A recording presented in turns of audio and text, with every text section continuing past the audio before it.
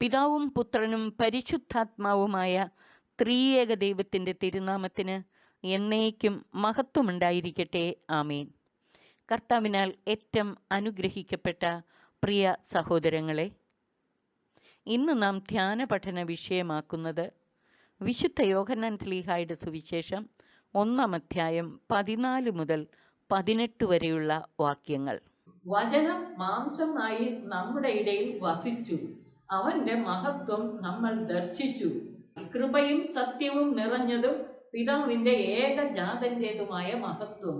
ഇതിനകത്ത് ഈ ഒറ്റ വാചകത്തിൽ ഉപയോഗിച്ചിരിക്കുന്ന പദങ്ങള് ആയുഷ്കാലം മുഴുവൻ ധ്യാനിച്ചാലും അതിന്റെ അന്തരാർത്ഥം തീരത്തില്ല.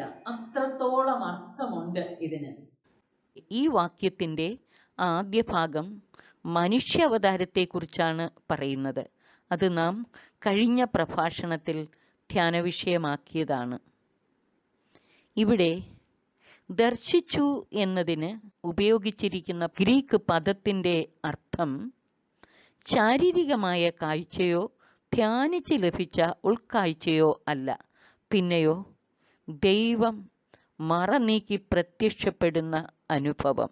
യേശുവിലൂടെയുള്ള ദൈവിക വെളിപാട് ദൈവത്തിൽ നിന്നുള്ള നേരിട്ടുള്ള വെളിപാടാണ്. ദൈവം വെളിപ്പെടുത്തിയ ഈ മഹത്വം കൃപയും സത്യവും നിറഞ്ഞതും പിതാവിൻ്റെ ഏകജാതൻ്റേതുമായ മഹത്വമാണ്. 16-ാം വാക്യത്തിൽ പറയുന്നു, അവൻ്റെ പൂർണ്ണതയിൽ നിന്ന് നാം എല്ലാവരും കൃപയ്ക്കുമേൽ കൃപ സ്വീകരിച്ചിരിക്കുന്നു.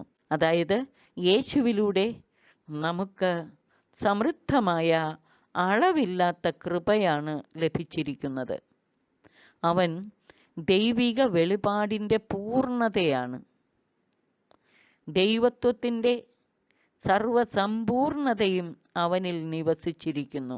കൊളോസ്യർ 1:19 പറയുന്നത് പോലെ അവനിൽ സർവസമ്പൂർണതയും നിവസിക്കണമെന്ന് ദൈവം തിരുമനസ്സായി. അവനിൽ നിന്ന് ലഭിച്ച ദൈവിക വെളിപാട് പിതാവിൽ നിന്ന് നേരിട്ടുള്ള വെളിപാടാണ്. പിതാവുമായി ഗാഢബന്ധം പുലർത്തുന്ന ദൈവം തന്നെയായ ഏകജാതനാണ് അവിടുത്തെ വെളിപ്പെടുത്തിയത്. അതിനാൽ യേശുവിലൂടെയുള്ള ദൈവിക വെളിപാടിൻ്റെ പൂർണ്ണതയാണ്, ആധികാരികമായ വെളിപാടാണ്. അവന്റെ മഹത്വം നമ്മൾ ദർശിച്ചു. മഹത്വം എന്ന പദം ഈ ഒറ്റ വാചകത്തിൽ 2 പ്രാവശ്യം വ്യക്തമാക്കിയിട്ടുണ്ട്. കൃപയും സത്യവും നിറഞ്ഞതും പിതാവിന്റെ ഏകജാതന്റേതുമായ മഹത്വം. എന്താണ് മഹത്വം, എന്താണ് കൃപ? അത് ഞാൻ മഹത്വം എന്ന പദത്തിന്റെ അർത്ഥം ഒന്ന് വ്യക്തമാക്കട്ടെ. ഗ്ലോറി, മഹത്വം. ദൈവത്തിന്റെ മഹത്വം എന്ന് പറഞ്ഞാൽ ദൈവം അസ്തിത്വത്തിൽ താനായിരിക്കുന്നത് എന്താണോ അത്. ദൈവത്തിന്റെ അസ്തിത്വവും വ്യക്തിത്വവും എല്ലാം അടങ്ങുന്നതാണ് ദൈവ മഹത്വം എന്ന് പറയുന്നത്. ഈ അസ്തിത്വവും വ്യക്തിത്വവും ദൈവം തന്നെ നമുക്ക് വെളിപ്പെടുത്തി തന്നാൽ നമുക്ക് അവന്റെ മഹത്വം ദർശിക്കാം. അല്ലാതെ നമുക്കറിയാൻ പറ്റില്ല. അവിടുന്ന് തന്നെ തന്റെ മഹത്വം ദർശിക്കാൻ കൃപ തന്നുകൊണ്ട് തന്റെ മഹത്വം വെളിപ്പെടുത്തി തരണം. ദൈവ മഹത്വം യേശുവിൽ വെളിപ്പെട്ടു, അതിന്റെ പൂർണ്ണതയിൽ. എന്താണ് വെളിപ്പെട്ട മഹത്വം? കൃപ, സ്നേഹം, ജീവൻ, ഈ പദങ്ങളെല്ലാം ദൈവത്തിന്റെ മഹത്വം. ദൈവം വെളിപ്പെടുത്തിയത്, തന്നെ വെളിപ്പെടുത്തിയത് വഴിയും സത്യവും ജീവനുമായി, സ്നേഹത്തിന്റെ പൂർണ്ണതയായി ഒക്കെയാണ് നമുക്ക് വെളിപ്പെടുത്തി തന്നത്. ദൈവമഹത്വം വെളിപ്പെട്ടു യേശുവിൽ. ആ വെളിപ്പെട്ട മഹത്വം എന്താണ്? കൃപ, സത്യം, പിതാവിന്റെ ഏകജാതന്റെ മഹത്വം. 16-ാം വാക്യത്തിൽ പറയുക, അവന്റെ പൂർണ്ണതയിൽ നിന്ന് നാം എല്ലാവരും കൃപയ്ക്കുമേൽ കൃപ സ്വീകരിച്ചു. അവന്റെ പൂർണ്ണതയിൽ നിന്ന് കൃപയ്ക്കുമേൽ കൃപ സ്വീകരിച്ചെന്ന്, അളവില്ലാത്ത കൃപ സ്വീകരിച്ചെന്ന്. യേശുവിലൂടെ നമുക്ക് അളവില്ലാത്ത കൃപ സ്വീകരിക്കാമെന്ന്. എന്താണ് ഈ കൃപ? കൃപ എന്നത് പല അർത്ഥങ്ങളുണ്ട്. ഒന്ന്, ദൈവ സാന്നിധ്യം. യേശുവിലൂടെ നമുക്ക് അനുഭവിക്കാൻ കഴിയുന്ന ദൈവത്തിന്റെ സാന്നിധ്യവും സാമീപ്യവും. 2, യേശുവിലൂടെ ദൈവം നമ്മളോട് ബന്ധപ്പെടുന്നു. God's relation with us. അത് വളരെ ചലനാത്മകമായ ക്രിയാത്മകമായ ബന്ധമാണ്. നിർജീവമായ ഒരു സാന്നിധ്യമല്ല ദൈവത്തിന്റെ സാന്നിധ്യം. അവന്റെ സാന്നിധ്യം വളരെ ചലനാത്മകവും ക്രിയാത്മകവുമാണ്, ഡൈനാമിക് ആൻഡ് ക്രിയേറ്റീവ്. അപ്പൊ അവിടുത്തെ സാമീപ്യം നമ്മൾ അനുഭവിക്കുന്നു, അവിടെ നിന്ന് നമ്മളോട് ബന്ധപ്പെടുന്നു. His dynamic relation with us, intimate personal relation with us. ദൈവം മനുഷ്യ മക്കളോട് ബന്ധപ്പെടുന്നു, അടുത്തിടപെടുന്നു. അവന്റെ പൂർണ്ണതയിൽ നിന്ന് നാം എല്ലാവരും കൃപയ്ക്കുമേൽ കൃപ സ്വീകരിച്ചു. യേശു കൃപാപൂർണൻ എന്നല്ലേ അർത്ഥം? അതിന്റെ അർത്ഥം കൃപാപൂർണൻ എന്ന് വെച്ചാൽ മനുഷ്യ മക്കൾക്ക് ദൈവ സാന്നിധ്യവും ദൈവത്തിന് നമ്മളോടുള്ള ബന്ധവും അതിന്റെ പൂർണ്ണതയിൽ അനുഭവിക്കാൻ പറ്റുന്നത് ആരിലൂടെ? യേശുവിലൂടെ. കൃപയുടെ മറ്റർത്ഥതലങ്ങൾ: യേശുവിലൂടെ ദൈവം നമുക്ക് സൗജന്യമായി നൽകുന്ന ആത്മീയവും ഭൗതികവുമായ എല്ലാവിധ നൽവരങ്ങളും, യേശുവിലൂടെ നമുക്ക് സൗജന്യമായി നൽകപ്പെടുന്ന ആത്മീയവും ഭൗതികവുമായ എല്ലാവിധ അനുഗ്രഹങ്ങളും കൃപയാണ്. ഇവിടെ മാത്രമേ കൃപ എന്ന വാക്ക് ഉപയോഗിച്ചിട്ടുള്ളൂ ജോൺ. ഈ രണ്ട് വാക്യങ്ങളിലെ കൃപ എന്ന വാക്ക് ഉപയോഗിച്ചിട്ടുള്ളൂ. പൗലോസ് ശ്ലീഹായാണ് കൃപ എന്ന പദം കൂടുതൽ ഉപയോഗിച്ചിട്ടുള്ളത്. അപ്പൊ പിന്നെ ജോൺ പറഞ്ഞു കൃപയ്ക്കുമേൽ കൃപ സ്വീകരിച്ചു, അളവില്ലാത്ത കൃപ. പിന്നെന്താ സുവിശേഷത്തിൽ മിണ്ടാത്തത് അതിനെക്കുറിച്ച് പിന്നീട്?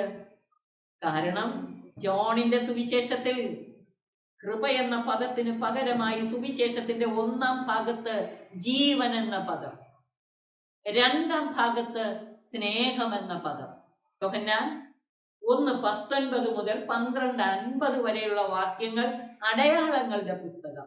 13:1 മുതൽ 20:31 വരെ മഹത്വത്തിന്റെ പുസ്തകം. ഈ മഹത്വത്തിന്റെ പുസ്തകത്തിലെ ഒരു പ്രധാന പ്രമേയമാണ് സ്നേഹം. എന്നാൽ അടയാളങ്ങളുടെ പുസ്തകത്തിൽ വിശ്വാസത്തിലൂടെ ദൈവിക ജീവനിലേക്ക് വരണം നമ്മൾ. വിശ്വാസത്തിലൂടെ ദൈവിക ജീവനിലേക്ക്. അപ്പൊ യേശുവിലുള്ള വിശ്വാസത്തിലൂടെ നമുക്ക് ജീവന്റെ പൂർണ്ണതയിലേക്ക് വളരാം. മഹത്വത്തിന്റെ പുസ്തകത്തിൽ വിശ്വാസം സ്നേഹമായി വളരും. അപ്പോൾ ജീവനോ പരസ്പരം അധിവസിക്കുന്ന ഇൻഡ്വെല്ലിംഗ് അനുഭവമായിട്ട് മാറും. എന്റെ നാഥൻ എന്നിലും ഞാൻ അവനിലും. അത് യേശു മാത്രമല്ല, പിതാവും പുത്രനും ഒരുമിച്ച് പരിശുദ്ധാത്മാവിൽ വന്ന് വാസമുറപ്പിക്കുന്നവർ. ജീവനുള്ള ദൈവത്തിൽ നിന്ന് നമ്മുടെ പക്കലേക്ക് വന്ന ഇന്നും ജീവിക്കുന്നവനായ ജീവനുള്ള ദൈവത്തിന്റെ പുത്രൻ. 3 ലോകങ്ങൾക്ക് ഉൾക്കൊള്ളാൻ കഴിയാത്തവൻ നമ്മുടെ ഹൃദയങ്ങളിൽ വന്നു വസിക്കാൻ തക്ക വിധം ചെറുതാകും. സർവ്വലോകത്തെയും നമ്മുടെ ഹൃദയത്തിൽ ഉൾക്കൊള്ളാൻ തക്ക വിധം വികസിക്കുന്നതാണ് നമ്മുടെ ഹൃദയം. ഈ ഒരു സ്നേഹത്തിലേക്ക് വളരാനാണ് യേശു നമ്മെ ആഹ്വാനം ചെയ്യുന്നത്. അപ്പോൾ യോഹന്നാൻ 1:14 16 ഞാൻ വിശദീകരിച്ചത്. ഇതിനിടയ്ക്ക് ഒരു 15-ാം വാക്യം കിടപ്പുണ്ട്. യോഹന്നാൻ അവന് സാക്ഷ്യം നൽകിക്കൊണ്ട് വിളിച്ചു പറഞ്ഞു, ഇവനെ പറ്റിയാണ് ഞാൻ പറഞ്ഞത്. ഇത് യോഹന്നാൻ ശ്ലീഹായല്ല, സ്നാപക യോഹന്നാനാണ് ഇവിടെ പറയുന്നത്. ബാക്കിയൊക്കെ യോഹന്നാൻ ശ്ലീഹ പറഞ്ഞതാ. വചനം മാംസം ധരിച്ച് നമ്മുടെ ഇടയിൽ വസിച്ചു എന്ന് 16 വാക്യം യോഹന്നാൻ ശ്ലീഹ പറഞ്ഞതാ. എന്നാൽ ഇതിനിടയ്ക്ക് 15-ാം വാക്യത്തിൽ സ്നാപക യോഹന്നാന്റെ ഒരു സാക്ഷ്യം കൊണ്ടിട്ടേക്കുക. യോഹന്നാൻ അവന് സാക്ഷ്യം നൽകിക്കൊണ്ട് വിളിച്ചു പറഞ്ഞു, ഇവനെ പറ്റിയാണ് ഞാൻ പറഞ്ഞത്. എന്റെ പിന്നാലെ വരുന്നവൻ എന്നെക്കാൾ വലിയവനാണ്, കാരണം എനിക്ക് മുമ്പ് തന്നെ അവൻ ഉണ്ടായിരുന്നു.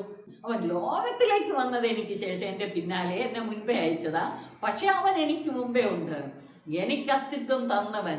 പ്രിയമുള്ളവരെ, ഈ മഹോന്നതനെയാണ് നമ്മൾ ഈ സുവിശേഷത്തിലൂടെ ധ്യാനിച്ചറിയുന്നത്. യോഹന്നാൻ ശ്ലീഹ എന്തിന് ഈ സ്നാപക യോഹന്നാന്റെ ഒരു വാചകം കൊണ്ട് ഇടയ്ക്കിട്ടേക്കുന്നു?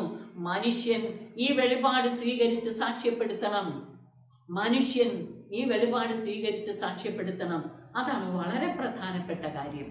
അതുകൊണ്ട് നമ്മളെ കർത്താവ് ആഹ്വാനം ചെയ്യുന്നു, നാം ഏവരും ഈ വെളിപാട് സ്വീകരിച്ച് അനുഭവിക്കുകയും അത് സാക്ഷ്യപ്പെടുത്തിക്കൊണ്ട് സകലരും യേശുവിനെ അറിയുവാനും ഇടവരണം.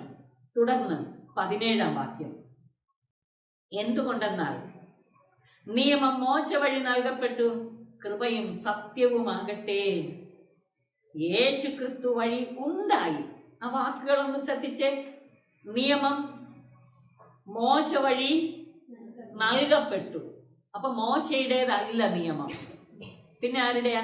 ദൈവത്തിൻ്റെതാണ്. അത് മോശ വഴി നൽകപ്പെട്ടു. പക്ഷേ കൃപയും സത്യവുമാകട്ടെ യേശു ക്രിസ്തു വഴി ഉണ്ടായി. അവനാണ് സോഴ്സ്, ഒറിജിൻ. യേശുവിലൂടെയാണ് ഈ ലോകത്തിൽ നമുക്ക് കൃപയും സത്യവും ലഭിച്ചത്, ഉണ്ടായത്. അവൻ സോഴ്സാണ്, ഉറവിടമാണ്. കാരണം പിതാവിനോടൊത്തുള്ളവനാണ്. പിതാവും പുത്രനും പരിശുദ്ധാത്മാവുമായ ത്രിയേക ദൈവമാണ് എല്ലാത്തിൻ്റെയും ഉറവിടം. എന്താണ് സത്യം? സത്യമെന്ന് ജോണിന്റെ സുവിശേഷത്തിൽ പറയുന്നത് സ്വയം വെളിപ്പെടുത്തുന്ന ദൈവിക യാഥാർത്ഥ്യമായ യേശുവിനെ, സ്വയം വെളിപ്പെടുത്തുന്ന ദൈവിക യാഥാർത്ഥ്യമായ യേശുവാണ് സത്യം. യേശു തന്നെ പറയുന്നതൊന്ന് ശ്രദ്ധിച്ചേ. യോഹന്നാൻ 17:17, അവരെ അങ്ങ് സത്യത്താൽ വിശുദ്ധീകരിക്കണമേ. അവിടുത്തെ വചനമാണ് സത്യം. അവിടുത്തെ വചനമാണ് സത്യം. വചനം യേശുവല്ലേ? വചനം മാംസം ധരിച്ച് നമ്മുടെ ഇടയിൽ വസിച്ച വചനം. ആ വചനമാണ് വെളിച്ചമായി ലോകത്തിലേക്ക് വന്നത്. ആ വചനം വെളിച്ചമാണ്, സത്യമാണ്. ഈ വചനം കൃപയാണ്, കൃപയുടെ പൂർണ്ണതയാണ്. 18-ാം വാക്യത്തിൽ പറയുന്നു, ദൈവത്തെ ആരും ഒരിക്കലും കണ്ടിട്ടില്ല. പിതാവുമായി ഗാഢബന്ധം പുലർത്തുന്ന ദൈവം തന്നെയായ ഏകജാതനാണ് അവിടുത്തെ വെളിപ്പെടുത്തിയത്. ജോൺ പല പ്രാവശ്യം ഈ പദം ഉപയോഗിക്കുന്നുണ്ട്. ഏകജാതൻ, പിതാവിന്റെ ഏകജാതൻ. തത്വചിന്തകർ പറയുന്ന, അല്ലെങ്കിൽ നോസ്റ്റിക് റിലിജിയനിലുള്ളവർ പറയുന്ന ഒരു രക്ഷകൻ ലോകത്തിലേക്ക് വന്ന് ലോകത്തെ രക്ഷിച്ചിട്ടങ്ങ് കടന്നുപോയി, വചനത്തിനൊരിക്കലും മാംസം ധരിക്കാൻ പറ്റില്ല എന്നല്ല. മറിച്ച് ദൈവം തന്റെ ഏകജാതനെ ഈ ഭൂമിയിലേക്ക് അയച്ചു. അവനിലൂടെയാണ് നമുക്ക് കൃപയുടെ പൂർണ്ണത കിട്ടിയത്. കാരണം ആരും ഒരിക്കലും ദൈവത്തെ കണ്ടിട്ടില്ല. ദൈവത്തെ കണ്ടത് പുത്രൻ മാത്രമാണ്. ദൈവത്തെ നേരിട്ട് കണ്ട പുത്രൻ തമ്പുരാൻ നമുക്ക് നേരിട്ട് വെളിപ്പെടുത്തി തരികയാണ്. നമുക്ക് ഓരോരുത്തർക്കും സമീപസ്ഥനാണ് യേശു തമ്പുരാൻ. ഇത് തിരിച്ചറിയാത്തത് കൊണ്ടാണ്. നമ്മൾ തിരിച്ചറിഞ്ഞു കഴിഞ്ഞാൽ നമ്മളൊക്കെ യേശുവിന്റെ സാക്ഷികളായി മാറും. സർവ്വലോകവും യേശുവിനെ അറിയും. അപ്പൊ ഈ ലോകത്ത് നിന്ന് തിന്മയെല്ലാം തുടച്ചു നീക്കപ്പെടും.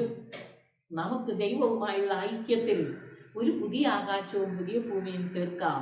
ജോൺ അവസാനം പറഞ്ഞു വരുമ്പോൾ ഈ ദൈവനിശ്ചിത ലക്ഷ്യത്തിലേക്കാണ് ദൃഷ്ടികൾ എത്തേണ്ടത്. നമ്മള് യോഹന്നാൻ ശ്ലീഹായുടെ സുവിശേഷം 1-ാം അധ്യായം 1 മുതൽ 18 വരെയുള്ള വാക്യങ്ങളെ 3 പ്രഭാഷണങ്ങളിലൂടെ കേട്ട് തീർന്നുള്ളൂ. ഇത് നിങ്ങൾ ധ്യാനിച്ചാൽ 3 ദിവസമല്ല 30 ദിവസം ധ്യാനിച്ചാലും ഇത് വളർന്നുകൊണ്ടേയിരിക്കും. നിരന്തരം ഇത് കേട്ട് ധ്യാനിച്ച് ഈ അനുഭവത്തിൽ വളരാൻ നമുക്ക് പരിശ്രമിക്കാം. ആ അനുഭവം സാക്ഷ്യപ്പെടുത്തി യേശുവിനെ മഹത്വപ്പെടുത്തി ജീവിക്കാം. ദൈവം നമ്മെ അനുഗ്രഹിച്ച് ആശീർവദിക്കട്ടെ. പിതാവിനും പുത്രനും പരിശുദ്ധാത്മാവിനും സ്തുതി, ആദ്യം മുതൽ എന്നേക്കും ആമേൻ.